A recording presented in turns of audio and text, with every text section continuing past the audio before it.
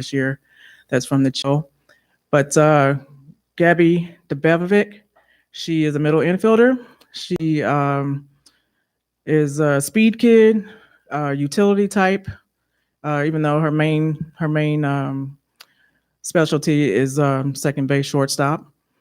Great bat. We're excited to have Gabby with us. Reese Hunkins is also a middle infielder that's coming in. You can kind of see a theme here with those guys. But Reese is an all-around athlete. She throws right, bats left. The sky's the limit with her potential. She's someone that we think, once we get her in our program, in our strength program, get her in the weight room, she's gonna, really compete at a high level in the Big Ten. We also have a pitcher coming in, and that's one of the main positions that you're looking for in every signing class. And we actually saw this kid late. She's out of Florida, Juliana Hooker. She's a 6-foot kid, very tall, lean kid. She just your eye goes immediately to her when you see that height. She passes the eye test. She's actually someone that I knew about for a while, but hadn't had the opportunity to watch.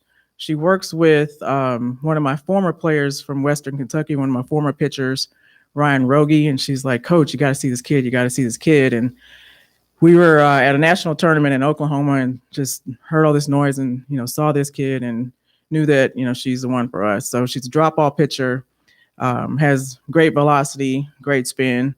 So we're excited about Juliana. Her dad, Julian, actually is a former NFL player, played for the Dallas Cowboys. His family's based out of Chicago, so it's a pretty good fit all around with Juliana. And last but not least, we have Elena Miller. Elena, when I first got here 7 years ago, she's one of our first campers that came to most of our camps. And she was a fast kid. She stood out because, even though she was kind of smaller, younger, you couldn't exactly tell her age because of the way she played the game. So, fast forward, we're watching Elena, watching her grow, watching her develop, and found out that her parents are Illinois alums, which is great. So she was born orange and blue, and decided to offer Elena, and we're excited that she's accepted the offer and will continue her softball career here at University of Illinois.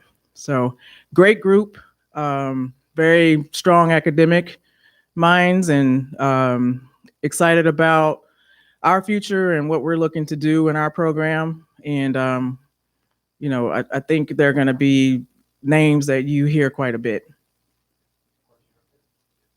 You mentioned some of the clubs that players have played for and have alums on the team now. How much does that play into it? Do kids know each other and maybe kind of help you in recruiting that way? Absolutely. It kind of starts to sell itself a little bit. And then more than that, it helps once they arrive. I always joke that players sometimes think that the scholarship is the goal, and that's just a part of the journey. Once you sign the scholarship, then the real work begins. And, to have players on your team that are from those particular programs, they already know the deal and know how things work, and they're able to kind of clue in, the incoming kids, and they get a realistic picture of what being a top level collegiate softball player is like and what the expectations are.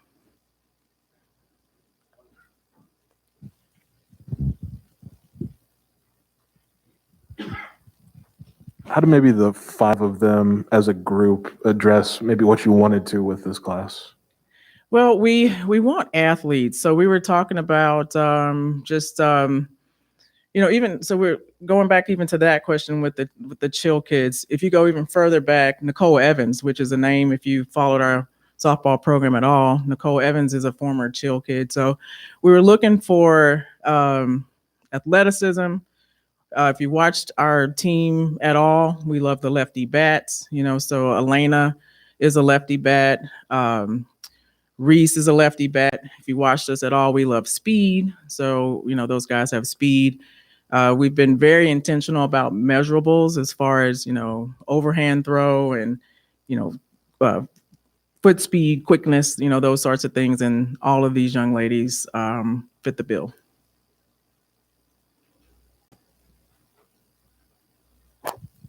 When we did this last year, it was on Zoom, and you talked about the oddity of recruiting in those circumstances. How did this class come together through pandemic circumstances?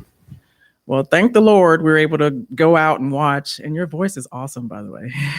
When we were able to go out and actually watch kids in person, compete, because there's just those, soft traits or intangibles that you can't really see if you're watching a player via Zoom, watching them.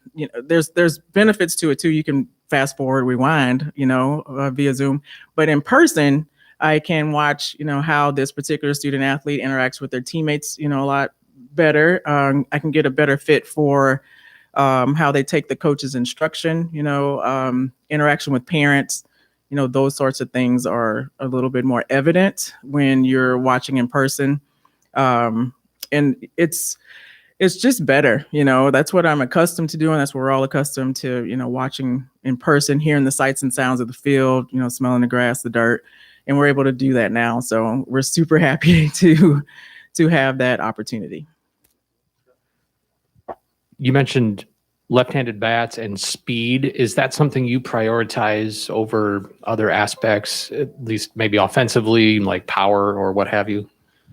Well, we don't get it wrong or twisted. We love power as well. So, Mallet, Hunkins, they have the potential for power. A lot of our young ladies come in and they have that potential, and Coach Trout does a really good job of coaxing it out of them. But, speed, that saying, speed never goes into a slump. We want to play fast, so we have to have the athletes that give us the opportunity to do that. Thank you, guys. Thank you.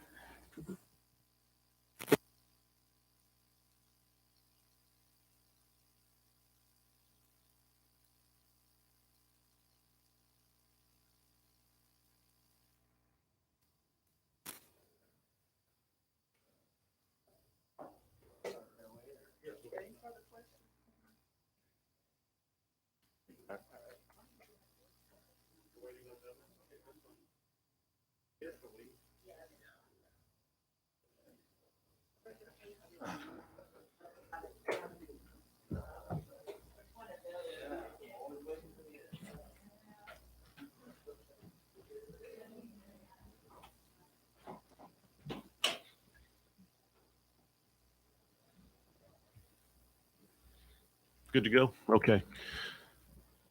Standing in for Janet because she's waiting on one of her letter of intents to come in.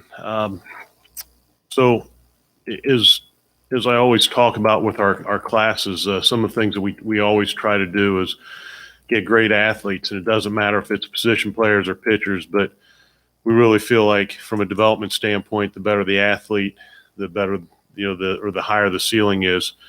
And I think our coaching staff did an unbelievable job getting great athletes. Adam Christ, kind of leads the recruiting charge and has developed great relationships with some of the best summer programs in the country. And Mark Allen has opened up some new doors for us across the country. And Kirk Courtwright had an opportunity to do some recruiting this summer when I was with USA Baseball. And all three of them did such an unbelievable job and have an impact on this class and also an impact on future classes. The thing that I like about this class so much, and I'll get to individuals in a minute. Is that to hide my face or? Okay. So the thing that I love about this class, besides the athletes themselves, is they all play for very, very good summer teams, and summer teams that play at a high level, do things the right way. They're well coached. We have players from the Cangelosi Sparks, the hitters, which are out of Wisconsin, the Great Lakes Canadians, which is coached by one of our former players, Chris Robinson, and then the Albuquerque Baseball Academy. And if you look at our sport, those are some of the best summer teams, AAU type teams in the country. And again, they're playing against some of the best competition. These players that we recruited and have signed are players that were leaders on those teams. And so, they bring a lot to the table. Right now we have 2 position players in the group. We have another Comia coming into the mix. This will be the 3rd one. Jaden is a very versatile player, and that's one of the things that makes him so attractive. A good athlete that can play the infield positions, all 3 infield positions as far as third, short, and second. And he's also caught. So, a lot of versatility there. And if you have watched our games, I love having, a couple players that are versatile, because when you get to the end of the game and you may have to pinch hit, pinch run, you need some players that you can put in multiple positions and move them around. So that'll be a great asset to us. Dylan O'Ray is from Canada, left-handed hitter. He is a shortstop, second baseman. He's one of those guys that everybody will notice. He has great energy and just creates havoc on the field. So really excited about getting both of those players into our lineup, and I think they'll have a great impact. As we go to the pitchers, the thing that we've tried to do, and the thing that Mark Allen really likes, as I talked about, was the athleticism. We look for athleticism. We look for strike throwers. We look for guys that we feel like have high ceilings. And when all these players or pitchers committed to us, they were good. They had decent velocity, but they've all made major jumps. We've got a number of these guys that are throwing in the mid-90s already.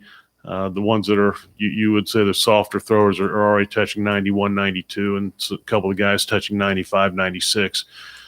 So, we've gotten very, very good, pitching prospects and guys that, I feel really good about. The thing that's kind of changed as we look at the pitchers, the draft is something that's always affected us as we look at different recruits. Well, when they changed the draft a couple years ago from 40 rounds to 20 rounds, all of a sudden, some of those high school pitchers are going to end up in college.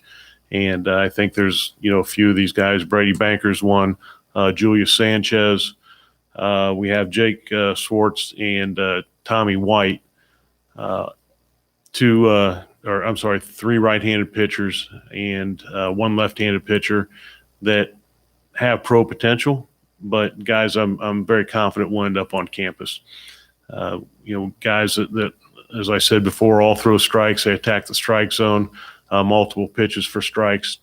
And I just feel really good about, what our assistants were able to do based on when we got most of these commitments, which was during COVID when we couldn't go see guys.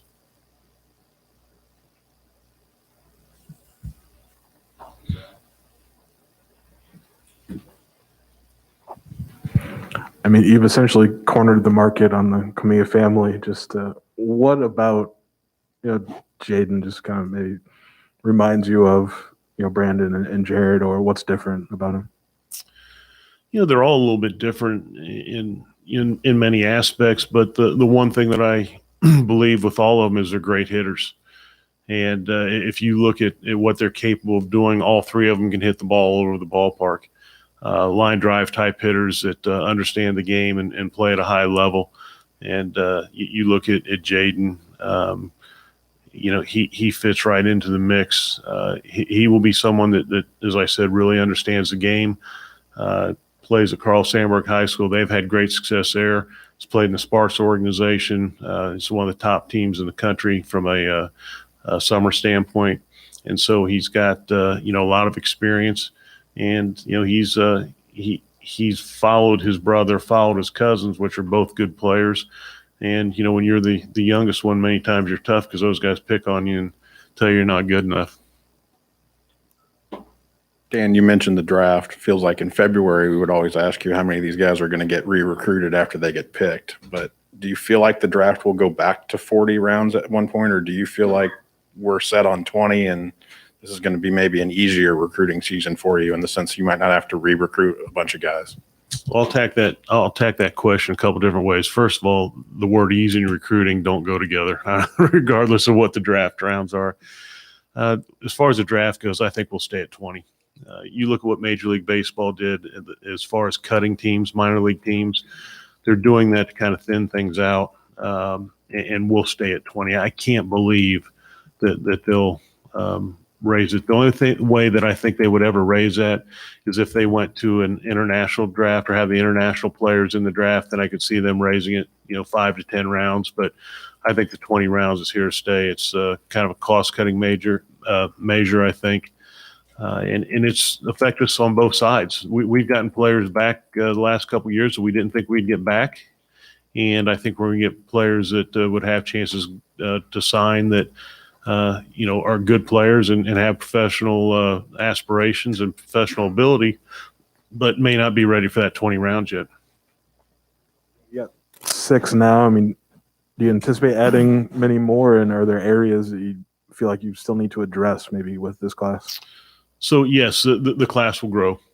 You always need to get arms. 4 arms each year won't get it done. So I would say we'll have a couple arms, and then there are a couple position players that we have some things in the works with that we feel really good about. So this class will expand.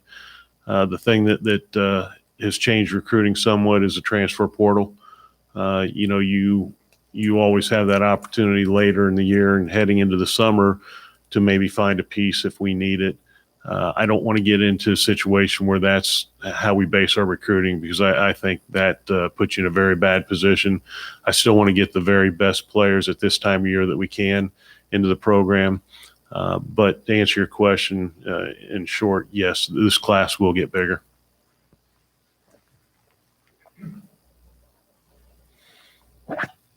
You mentioned Chris Robinson and the Canadian team up there and the signee coming from there. Have you had international players in the past, and could this open up a Canadian pipeline perhaps? Well, if you look at our history, we went through a number of years where we had some very good Canadian players and catchers. I think we had 1 pitcher and 3 catchers, and they were all very, very good players for us. And I don't want to say we got away from that, but we've gone a number of years without having some Canadian players, and Dylan's the first of a few players that I think will end up in our program, and I feel really good about the player with Dylan, but I also feel really good about some future players that I think we will have some opportunities to get here on campus.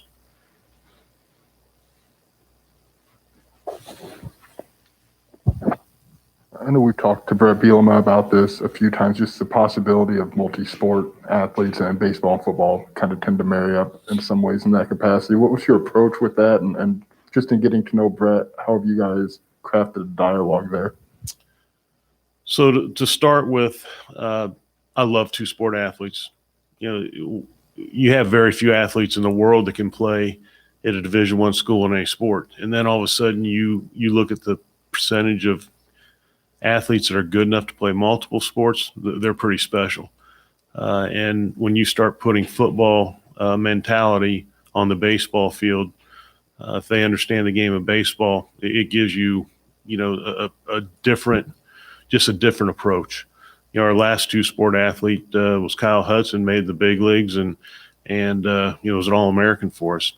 So I'm 100% in line with anything we can do to get multi-sport athletes. And then if you look at how Coach Bielema has handled this whole situation from the start when he got here, as far as trying to open up doors to get multi-sport athletes, he's been awesome. I have great respect for Brett, not only for what he does and what he has done with the football program to this point, but the way he's communicated and looped us in from day one on a number of multi-sport athletes. And, the thing that I think is important when you start looking at multi-sport athletes, sometimes you have programs that will say that you can play 2 sports and then they make it impossible. Brett sat down and basically laid out, a calendar, and this is how it would work, and this is what you're able to do. He wants those athletes to be happy, and he wants them to excel in 2 sports if possible. The thing I think we both agree on is If you have athletes that are training and they're happy and they're competing, they're getting better. So I'm looking forward to having multiple multi-sport athletes between football and our program.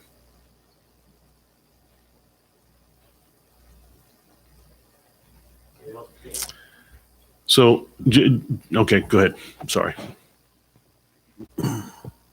Hey, Coach, sorry, this might be somewhat off topic, but obviously with what Major League Baseball has done in, I guess, the past month with the minor league and providing housing and different financial support for those players, you have a lot of players that are in that situation. What's that mean to you to see these players be put in a better financial situation? Yeah, the baseball industry is interesting. It really is. We're one of the only sports that has a true minor league system, and I think I've got mixed feelings on the housing situation, and I think every minor league or former minor league player would probably give you a different story. Some of them are in hotels, some of them are in apartments, some of them have host families, and I think that host family situation could be really good. I think they're just trying to, for lack of better terms, clean things up, have some consistency with what's going on, and I think that's good. The thing that I don't know that a lot of people realize is that when you sign professionally and you have your signing bonus, then all of a sudden when you start getting your paychecks, it's not based on that signing bonus. It's basically poverty level for about 3 to 5 months out of the year. And so to be able to supplement some of those housing things and give those players basically a little bit more money to live on, I think it's a positive. I think that's one of the things that has come about because they cut some teams, because they've cut the draft down. And so they feel like there's a pool of money to do some things to take better care of those prospects that they have in minor league baseball.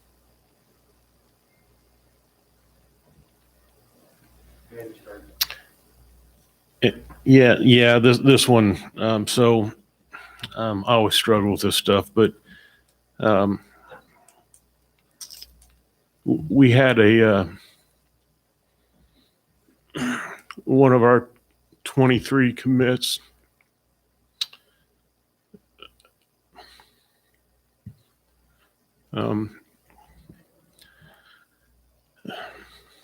that passed away.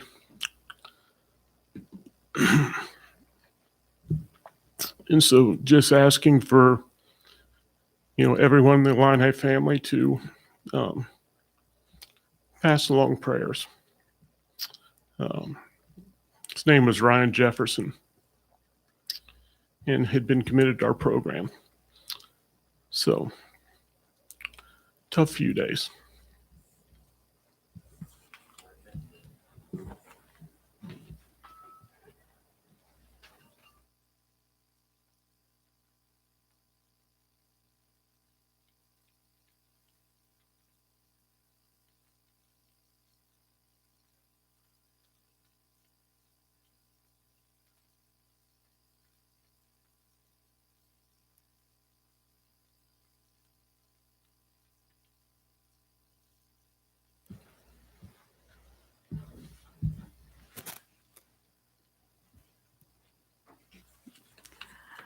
Hello.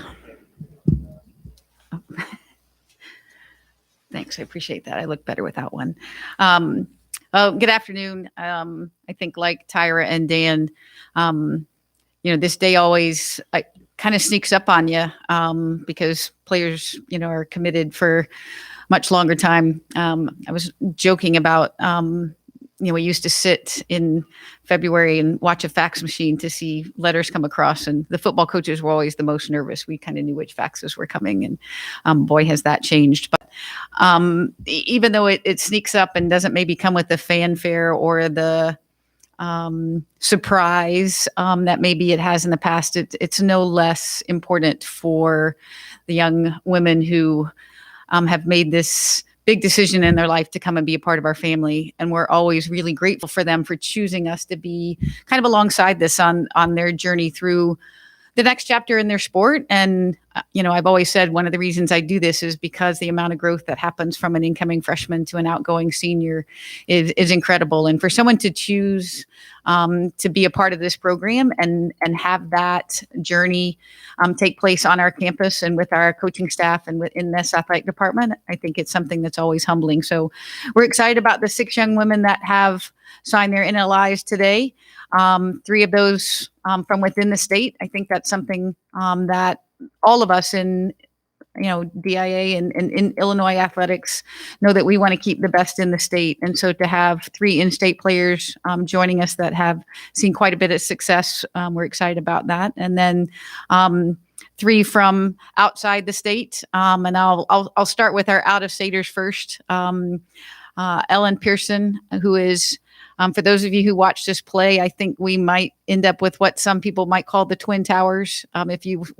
If Ellen Pearson was to walk into this room, you might think it was Eileen Murphy. She's redheaded. She's big, strong, can win balls in the air. So certainly going to give us another presence that as a center back.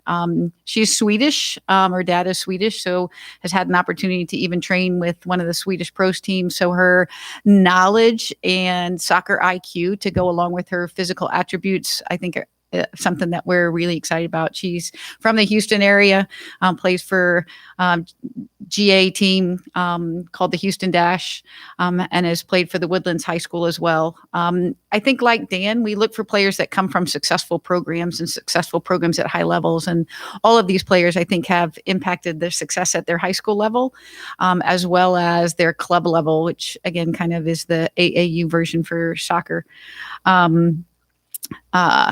Along with that, Leah Howard, who, if you follow high school soccer in Massapequa, New York, they just won their 13th state title. 3 of those were run by Hope Breslin. And so there's the connection from Long Island to Champaign, Illinois, that continues. She's got this infectious smile. She's 5'2". But don't let that surprise you. She has the record for assists, career assists in Long Island, and can certainly do some creative, crafty things with the ball and get people in good places to score. I think you'll see the attacking abilities in this class. The last out-of-stater, again, from the Michigan Hawks Club, teammates of Ella Karolak. Again, a really, really talented club in the Midwest, and one that is known for really developing players with a high IQ. And certainly Abby Zugay is going to have that. But I think what she also brings is she's got this relentless, feisty mentality. I would say she scores as many goals just with her effort as she does with her actual ability to strike a ball. But she can do both. The name might sound familiar. Her sister was a senior this year at the University of Nebraska. So certainly a Big Ten family, and excited to have her join us. So those are our 3 out-of-staters from Houston, Texas, Long Island, New York, and Michigan. So we certainly have scoured to find that talent. But our in-state talent, we're pretty excited about. 2 from the Chicago area.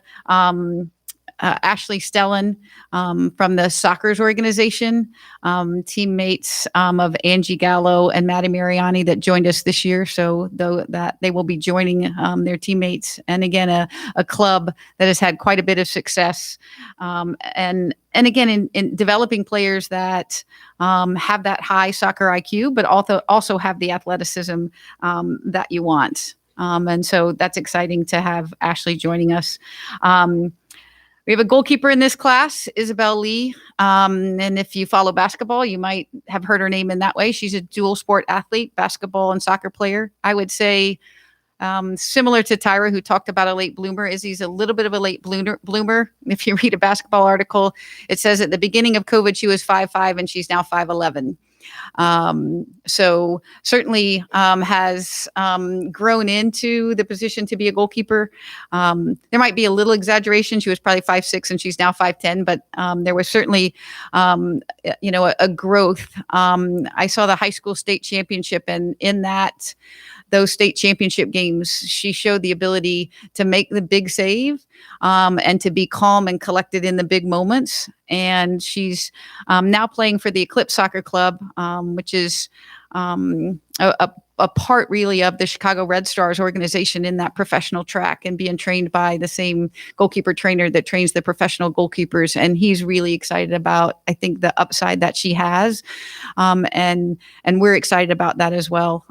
So she's from Lyons Township High School, helped lead her team to second in the state. They lost 1-0 in the state final, and I think she had 8 or 10 saves in that game alone. So certainly capable, and really has only, I think, scratched the surface of where she can be as a goalkeeper. So excited about the future that she has. And then last one, I would say our goal scoring player, Sarah Foley, came to an ID camp probably as a freshman in high school. And I just remember looking out and turning to my assistant coach, Jeff, and saying, who is that? Because every time she touched the ball, it ended up in the back of the net. Now, granted, we were in a little bit of a small-sided environment, but I would say that evaluation hasn't changed. I've seen her play at the high school level. I've seen her play at an extremely high club level. Her club team won the USYS National Championships.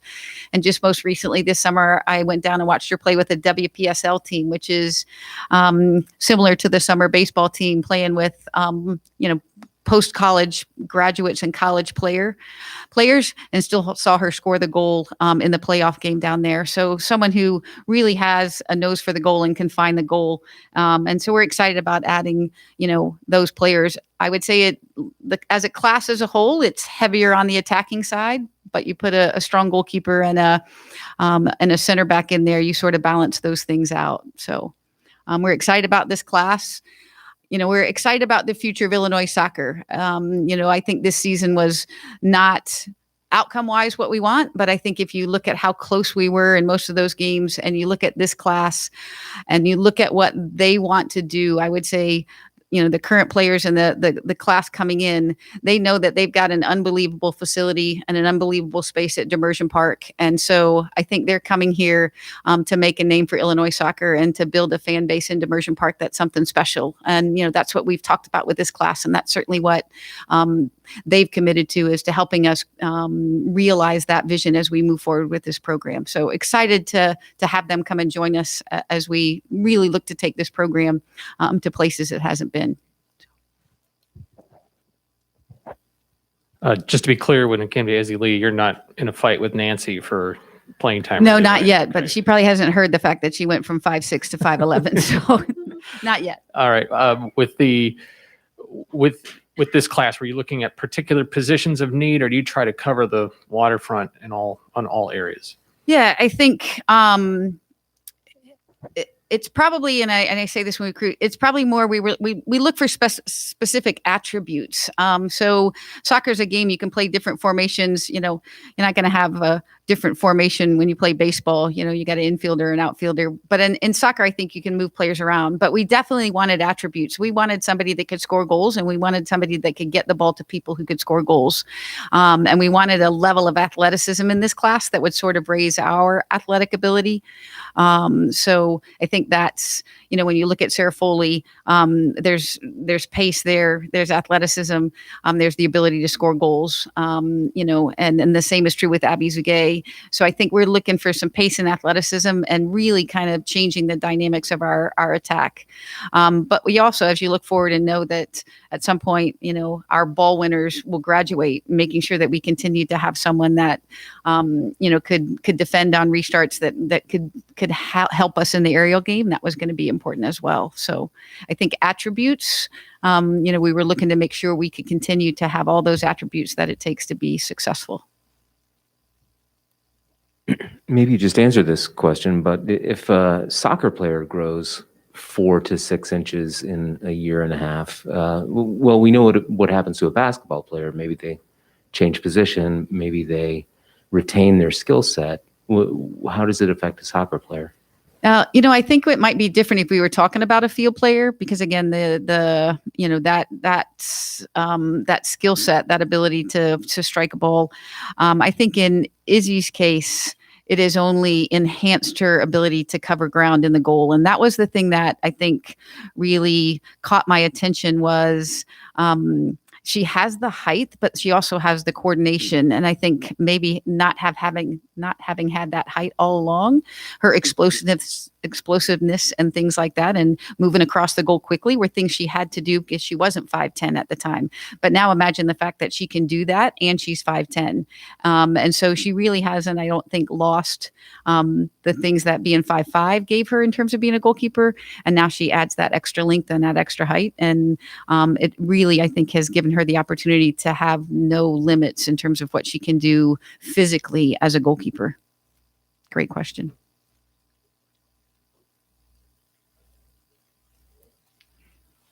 Yeah, thank you.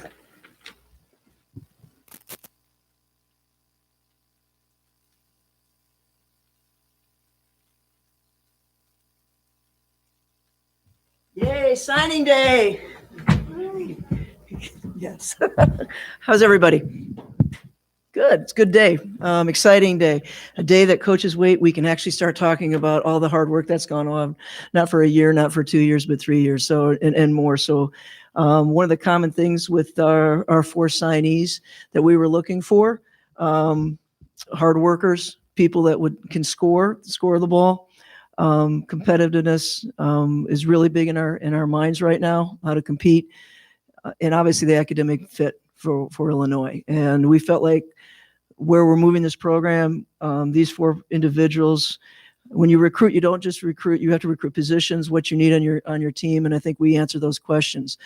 We've got a stay-home kid. We are so excited that we got Camille Jackson from Butler Academy in Illinois. In fact, she's so proud to be that kid that's coming down and representing Chicago.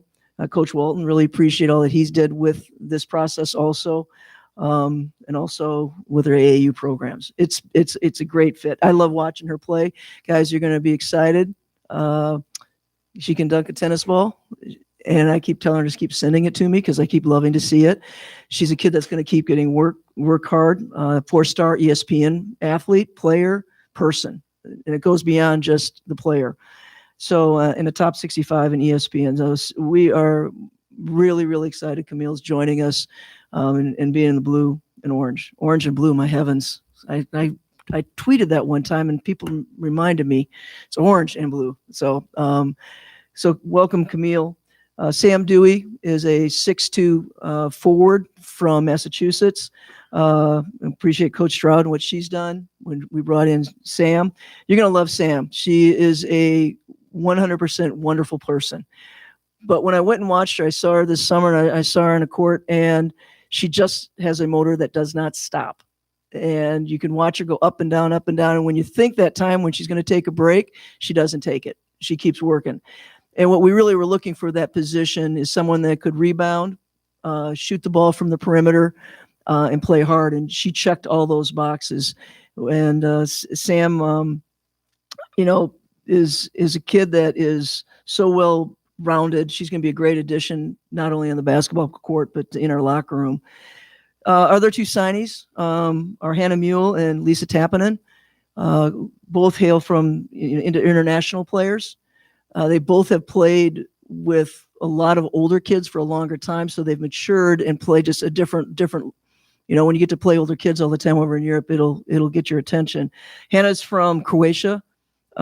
She's a point guard, and she's a point guard that what we're looking for is someone that can manage, distribute the ball, but you have to be able to score. And she does that. She facilitates offenses extremely well, but we all know if a point guard doesn't look for their shot, they're easy to guard. Really good, hardworking player. And finally, we're rounding off with Lisa Tappinen, who's a 6'5" post player from Finland. And what we really liked about Lisa is not only will she be that inside presence at 6'5", is going to be, Hannah will have someone throw the ball to inside there, but she also can face up and score from the perimeter, which is pretty unique at 6'5". So they're going to have to respect her from not only the inside, and we all know that when a 6'5" kid steps out, most people gap back, and they're not going to be able to do that with Lisa. So that combination, if you kind of look at it, there's a point guard, there was a player that can play 2-3, player that can play the 4, and a player that can play the 5. And so we fit where we're looking as far as, collective roster, not just, hey, you don't bring in 4-point guards. You have to make sure you manage your roster. And we felt we were really comfortable with how we managed it. You're going to love watching these kids play. They want to play for Illinois. They want to be part of something. I always tell them you have a little edge, and they have the edge that we're looking for. I always tell them, if you don't want to play defense, don't come here. And I also tell them, you want to be part of something that makes Illinois is never going to forget these teams that's going to turn this, and they 100% understand that and buy in. And we are excited today about signing day. So, questions? Coach, to sign a player like Camille Jackson, highly ranked player, especially from in-state, do you feel like that represents a turning point in the program? I do. I know that, Coach Irvin, who has, been pivotal when we hired her and bringing into the Illinois, hey, let's come down here. She has been pivotal in that. It's a start that we've been really trying to open that door, and the door just flung open and Camille Jackson walked through. That is key for us. And she even wrote in her comments, she goes, I want to stay home. I want to make a difference. That's who we want. So that was a big move for us in the state of Illinois. Nancy, not to get too far ahead of things here, but we've seen the 4-star stay home in this building before and come down here and make a big impact. I mean, how much of that was a pitch for you? And big picture, what does that mean to kind of make, open that door a little bit? Did you think we mentioned it? Yes, we did. Yes, we certainly did. And it was something that has been done. It's been done on the men's side, and see what happened. And of course, we said this can be the same. We can follow those, but do it on the women's side and create your path without putting pressure on her. We don't want to, say, hey, this has to be all of everything right away. I mean, I went through a process, and so, but there's no doubt we feel that path for her could be very similar, and we're very excited for her and us. You've added some international players via transfer, to the roster. Is there a different advantage when you get them at the very beginning? Yeah, I think that, we've historically had international players on this team. And I think it's something that we have actively went over and recruited. It's from the beginning or in the middle. I think from this is a little different. We were here for longer, so we were able to develop different relationships for a longer period of time and understanding what we were looking for. So, Coach Patterson has been over there several times, and I think this is, the door that we wanted open, and it's going to be solid with these two young women. What other programs recruit Lapland and the Balkans, to your knowledge? Do you know? A lot. I'm looking at Coach Patterson because he's my expert back there. Go ahead. Pretty heavy. Pretty heavy. The ACC and the Big Ten are probably the two primary BCS leagues that recruit those areas. It is a little one-off from like a France or something like that, but we kind of like that angle and that edge they come with. See, I don't have a great staff. I mean, they got me. We got my back, and all those came in. Anything else for Coach Fay? Awesome. Thank you, guys.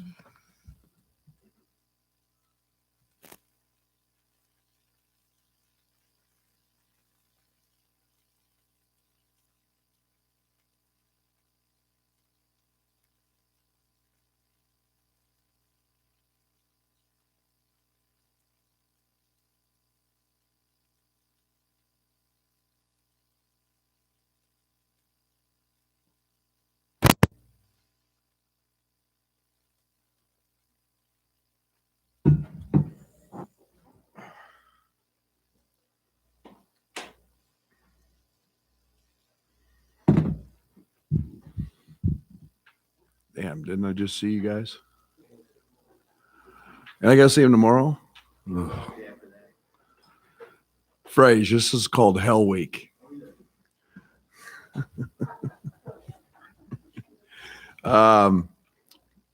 Great day to be in Illini. And, it's a it's a wonderful day to add two young men to our program who we feel can impact us immediately. And we have obvious needs. Obviously, we know that Andre Curbelo could be a potential guy that could leave.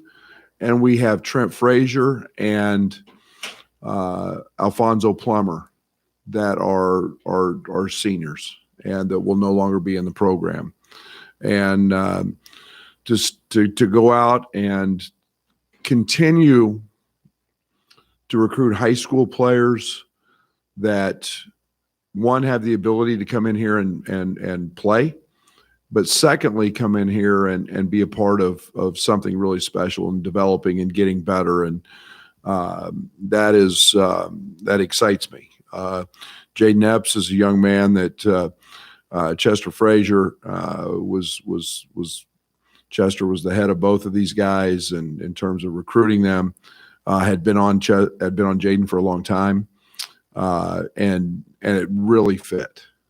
Combo guard, great strong body.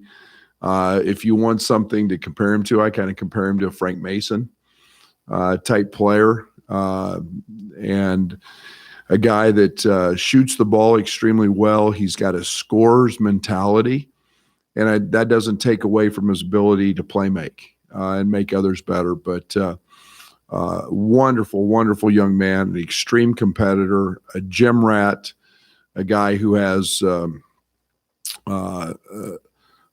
tremendous desire and passion for winning. And all those things, when Chester brought him to the table, all those things fit exactly what we're looking for in the prototypical guard for the way we want to play and the way we want to coach. He can play fast. He gets to the rim. Just fell in love with this young man as we grew to recruit him and to watch him. So a guy that we're very excited about, sincere, very, very talented, a guy that's got a ceiling that's through the roof. There's so many things that excite me about him. From the number one, maybe as competitive a young guy as I've been around. He has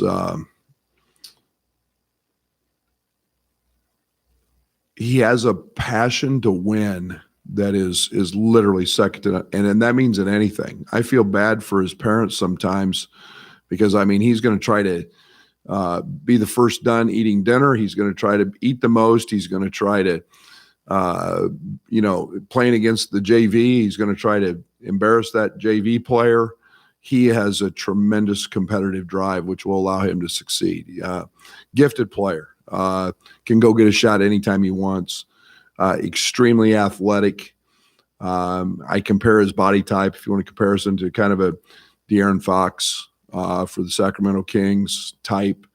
But a guy that's very explosive, can get downhill and dunk on you 1 minute, and then has enough ball skills to stop and go get a three.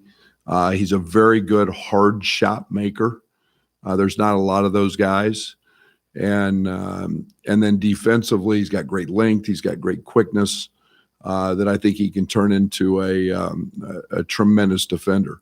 Jaden as well. Jaden's so bullish and strong, and both these young guys, I think, defensively can excel at this level. So we're excited. They meet our needs. We know we've got losses, and we feel like that these two young guys can step in and fill those spots.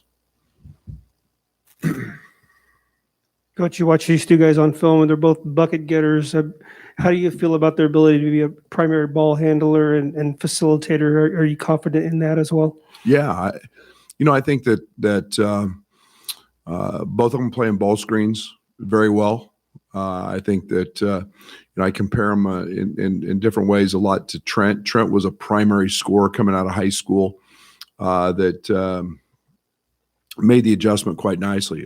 I'm all about guys that they have to be able to score. And if you can't score and shoot it in today's game, it's really hard to play at the high major level. And Both these young guys do that, but they can also make themselves great facilitators. They're unselfish. They're competitiveness. They're good passers. I think that either one of these guys, and you play them together, you're going to get a duo in the backcourt that can do a lot of things, and not just for themselves, but for everybody else. Brett, obviously in these last few classes since you've been here, you guys have really loaded up on highly regarded guards here. How does that help you, that pitch on the recruiting trail? And what is it about not being afraid to bring in 2 or 3 guards and watch it work? We need about 5. We didn't have enough last night. And I say that, but it's become that kind of game. And we're going to be, we're very committed to our system. We're committed to playing fast. We're committed to, I've shown we're not afraid to put 3, 4 primary ball handlers out there. We've not been overly concerned about size. We need guys who can make baskets. We need guys who can score. We need guys who can drive and get it in the paint. We need guys who can facilitate. I think we've become a little bit of guard you, in terms of the success that these guys have had. Trent's going to be a, 1,700 point scorer in his career. Obviously Io's success, the Cousy Award winner. We've got an opportunity this year with Curbelo and all those categories and above. And I think it's the style of play we play. It's the development piece that we have that I think attracts guards. And, yet they're not all like pieces. They're all a little bit different. And that's the case both with Sincere and Jaden. I mean, COVID created this unique situation where Trent, Alfonso, DeMonte even got this bonus year. How did that change the dynamic of how you wanted to approach next year's roster, knowing, like you mentioned, you've got these losses plus another potential one coming? Well, I think the interesting piece to that, Scott, is a year ago we set out and we recruited Dre with the idea that Kofi wasn't going to be here, and I think when you that helped prepare us a little bit for what could be. We didn't know what was going to happen. But Io comes back. I think when you're recruiting good players who are branching out and experimenting and testing in the waters, the idea of having good players, but also a program that goes around it, and bringing Trent back, that's a bonus. Obviously, Plummer coming in, we recruited Plummer with the idea we weren't sure what was going to happen with Trent, and here he comes. So now we're in a great position. But we know we've got losses, and that means opportunities for recruits to come in and play. So we've played on that pretty heavily. Maybe this is a better question for Fletch, but is the body type for Sincere an advantage for you or a problem, or do you feel like there's an avenue of growth there that can happen once he gets here? All the above. He's got to get stronger. He knows that. I think but he's also that guy that's wiry, strong. He's fearless. He's got a confidence about him. Yeah, I mean, he's going to have to, figure that part of it out. But he's also got some speed and quickness and athleticism that not many have. He's got shot making ability that not many have. But there'll be some adjustment, but that's why we've got the best strength coach in the country as well. Yeah, hey, Coach. Sincere Harris obviously goes to a high school that a pretty legendary player, LeBron James, goes to, and the expectation there is to win a lot of games every single year. I know that's something you've talked about in the past about wanting to recruit. How much does that excite you to have someone that understands the importance of winning and the expectation of it coming in? Yeah, and Jaden won a state championship. It's a huge piece for us, guys. It's a huge piece. Winning is really hard to do. Changing guys' mentality from a loser mentality to a winning mentality doesn't happen. It's hard. It's really hard to do. And so, that's part of the character piece we look for when we step out and recruit him. And obviously, both these young men come from programs and have been involved in programs where they've been very successful. They've been very well coached. They've been challenged. And all those things go hand in hand with winning. And so, that makes the process for us in evaluating magnified. That we want those kids. Those are the type of guys we want in our program. Given the opportunity to sustain high level success within the program, and then you had the turnover on the staff, how important was it for Chester to come in with those connections and just to be able to fill those needs, even with the challenge during that period of time? Big part of it.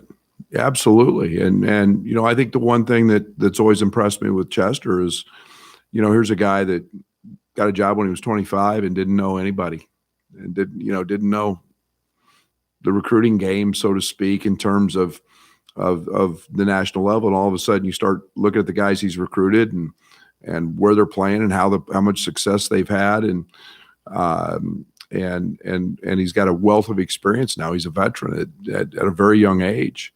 And, to bring somebody like that on board was a huge piece for us. And it was very, very important to me. And a guy that, literally hit the ground running and was in a really good position with those young men. And then we just had to sell myself and the Illinois factor to those guys. Coach, I assume you're not done in the class of 2022. What do those scholarship numbers look like with these two guys signed for next year? Do you have an idea of positions that you still would like to fill? Yeah. I don't think you ever stop recruiting in today's world. I just don't think that the culture, the system that we have now in place allows for that. We're obviously, there's a lot of the what ifs, in terms of, who has a great year, who wants to declare for the draft. You've always got those issues. So you better recruit every position. We are recruiting every position. We know we need to continue to do that. So to say we're recruiting bigs, we are. To say we're recruiting forwards, we are. To say we're recruiting guards, we are.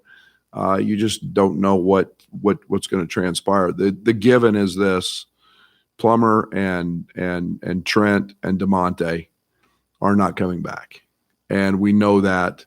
The interesting piece to that is we have one scholarship open. Okay, and DeMonte and Trent don't count.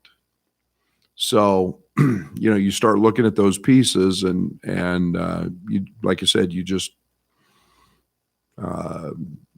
you know what you have, and you know what you can go get, and we've gone out to establish that, and then the rest we just keep recruiting.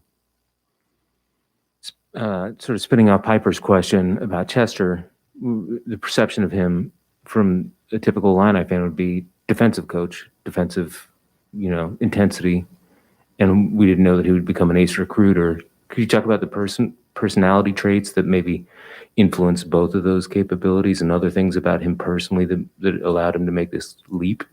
Yeah, well, I think you compare all of that and you put all that together with, it's the way I am, and I think the way we play is in both these guys' cases that he brought really suit the way we want to play, fast and scoring guards, and not your traditional, doesn't have to be your traditional set it up point guard that's going to run a set every time and facilitate for others. Yeah, we can go get those guys too, but Chester's personality is an aggressive one. It's we talk about him defensively, but we also play fast and want to score in under 7 seconds, and we want to push the ball. And to do that, you've got to have guards who can facilitate, and you got to have guards who can score. And so it's just a great mesh between Chester and our program. And obviously, he's got a little bit of extra juice in him, having some sweat equity in this program. And, in terms of selling it, and there's nothing better than having someone with firsthand knowledge talk about his experience and what this university's done for him. So, pretty special to have one of your own here. Brad, can you take us behind the scenes a little bit, I guess, to those summer months when you guys have a staff turnover? I'm assuming that would change your board in some capacity. And then you hire someone like Chester, who's already been in on some guys. How did you get caught up to speed and get to these guys in this early portion of it? I would assume it kind of felt hectic at times. Yeah, I thought it was pretty seamless. Obviously you guys follow it and but it became just it's almost like you just change seats, you slide over and start the car and you're off and running. You don't worry about it. You just push go and push the accelerator and you're off. And the transition was pretty seamless. It just so happens he's recruiting a couple of guards. It just so happens that we're going to lose a couple of guards, and it was just the perfect fit. And they just happen to be top 100 guards and really fit what we do. And those were our primary needs. And we just addressed those today with the signing of those two young men. So it was a perfect fit. Jaden transferred this summer and playing national schedule at Combine Academy. How can that be advantageous for him in his last year of high school? Yeah, I think it's tremendous. One, he plays for a guy who has achieved tremendous success in Jeff McGinnis. Jeff does a great job. I was watched a practice. It's fun to watch them practice. He gets after him. He coaches them. Obviously playing on a national schedule, he's going to get challenged every night. He's had a couple of big nights against some of the best already in their first few games. I think he said 39 and I don't know, Chester, what, 35 or 33. And, so it's going out and proving it on the national level. And I'm telling you now, he's an elite bucket maker.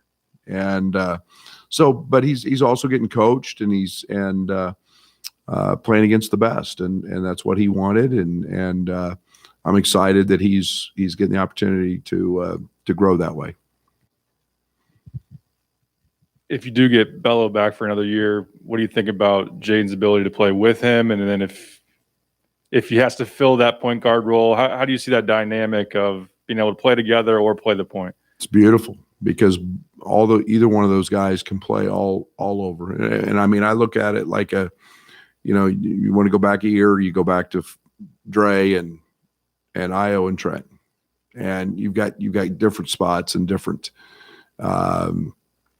sizes and guys who can, but they can all score, and they all did it in different ways. And what you cannot do in college basketball, in my opinion, is just put a guy out there who can't score. And both those guys are they're, even though they're drastically different, they can both go get their own, and they're both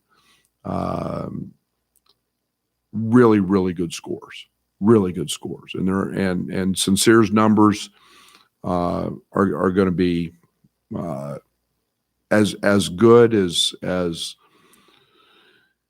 his team plays a certain style. I mean, had he been on the circuit this summer, I mean, we would all have got to see his shot making ability. But yeah, we got three guys, and if we're that blessed and all that happens, we're in a really good spot. Coach, I know it's hard to evaluate where it's going to be at the end of the year, but at what point do you start paying attention to the transfer portal? And I know it's tough with your numbers and everything, but with how much of an influence that has on the game, when do you start paying attention to that? Never stopped.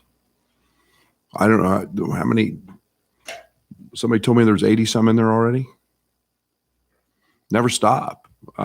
We've got potential scholarship open at semester. You're always looking. You never know where that piece may come from. Tyler checks that every day. He gets the list of the coaches that are out recruiting, and if they haven't checked it, which most of them do anyway, then we're on it. If there's somebody that we need to look into, so it's starting to become an important time of year again, as we're going to see kids enter the portal as semester comes a little closer to the end and games have started.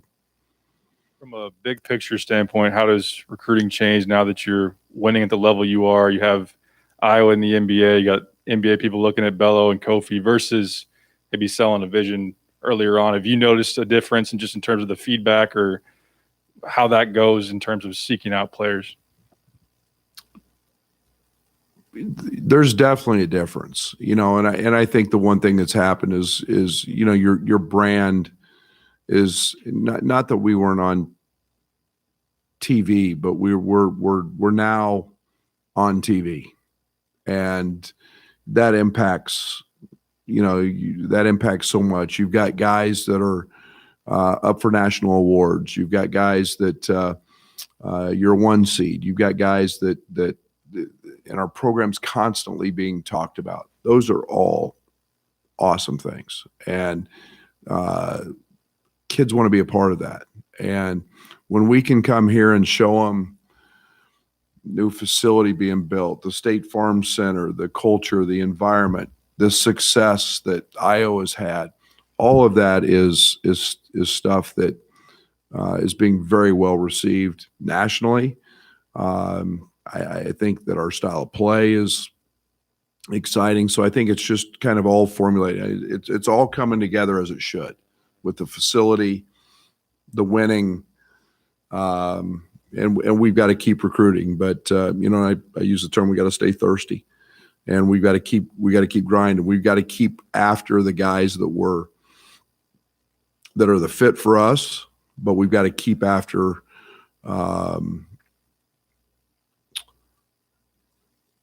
And I think to best sum it up, I think we're more, kids are more receptive to letting us in. Before it was like, oh, coach, we know a little bit about Illinois Big Ten, but nah, not really. Now I think we're fighting in a different ring, so to speak. Since you hired Tyler, what kind of influence has he had on the recruitment process that you have, whether it's with high school kids or transfers? Well, he can't have a lot. Internally, he has much, much more in terms of the day-to-day operations from that standpoint. But obviously, he's doing a ton of research on everybody who's in the portal. He's passing that information around and just keeping up to date with it. He's young enough that he's got, when we do bring kids to campus, he's hip. He's got their all the things that he can relate to. So I think there's comfort that way, but he's working his tail off and he's doing a great job. And again, it's something that is obviously a big part of our game today is that portal. It's a follow-up to Derek's question, but I think after Iowa's game against the Celtics, post-game, he talked about how his development here set him up to have the success he's having early. Do you play that on a loop at Auburn? Maybe what your recruits are pretty much. You can't get a more glowing endorsement for your program, for your culture, for what we teach than that. And it's refreshing. It's nice. He hasn't forgot about us. He hasn't, just moved on. And, when asked, where he's from, he doesn't say Morgan Park, and he, says the University of Illinois, like some of the guys do. He's just, that was huge. That was huge. And we do play the same style of defense. So, a lot of that was stuff that we can talk about with recruits, and we do talk about it. We'd be foolish not to. When you go out to recruit, how much is the defensive end part of the equation with you guys? Because I think I remember you saying that when Trent came in as a freshman, he wasn't really that interested in guarding anybody, and now he's a defensive player of the year candidate. Is there a sense that, if we get him here, he'll guard? Or is that part of the equation before he ever comes on campus? Both. I think we were the only team in the country last year in top 10 in OER and DER. And, we have the saying, when we talk a lot about offense, okay, everybody wants to, yes, you have to have guys who can score. You do. The game's just that today. It's very hard to put guys out there for long periods of time and win at a high level with guys who can't make baskets. But the playing hard, the guarding, all that stuff. It's the old cliche. Offense wins games, defense wins championships. It still holds true, and we still believe that here. And we set out with 2 simple goals last night. Great example. We had a lot of offense not participate, and let's guard and let's rebound. Let's guard, and we did those things at a really high level. So we talk about it all the time, and we talk about two-way players, and we try to find those guys that can exploit other teams by being really good at both. There's been times in the past where you've spoken about some of your current players playing a little bit of a role in recruiting. The example that comes to mind, I'm thinking, is Andre Curbelo and his relationship with Alfonso Plummer. Were there any players maybe this time around that played a role or maybe had a significant relationship with your incoming class here? Yeah, not as much any individual. Our players are our best recruiters. No offense to Chester, and Chester built a tremendous relationship with each one of those young men and their families. He'd been on them for a long time, but they've got to connect with your players. They've got to have that. They ask the players the tough questions.